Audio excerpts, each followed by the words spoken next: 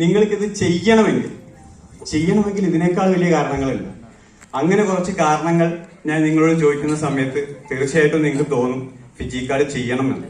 ഇപ്പം മിനിമം ചോദിക്കുകയാണെങ്കിൽ ഇന്ന് പല മേഖലയിൽ വർക്ക് ചെയ്യുന്ന ആളുകളാണ് എന്റെ മുന്നിലിരിക്കുന്ന ആളുകളെല്ലാം. ഫിജിക്കാർഡ് ഫുൾ ടൈം ആയിട്ട് ചെയ്യുന്ന ആളുകൾ വളരെ കുറച്ച് പേര് മാത്രമേ ഉള്ളൂ. പാർട്ട് ടൈം ആയിട്ട് ചെയ്യുന്നതോടൊപ്പം മറ്റ് ജോലി ചെയ്യുന്ന പല ആളുകളുമാണ്.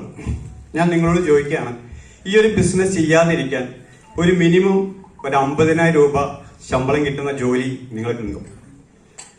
അങ്ങനെയുള്ള ആരെങ്കിലും ഉണ്ടോ? ഒരു മിനിമം ഒരു 50,000 രൂപ ജോലിയുള്ള ആരെങ്കിലും? അപ്പൊ എനിക്കുണ്ടായിരുന്നു ഏകദേശം 1,35,000 രൂപ കിട്ടുന്ന ജോലിയാണ് ഞാൻ റിസൈൻ ചെയ്ത് ഫിജിക്കാർഡിൽ ഇന്ന് 2 ലക്ഷം രൂപയ്ക്ക് മുകളിൽ വരുമാനമാകുന്നത്. ഓക്കെ, അപ്പം ഇതൊരു കാരണമാണ്.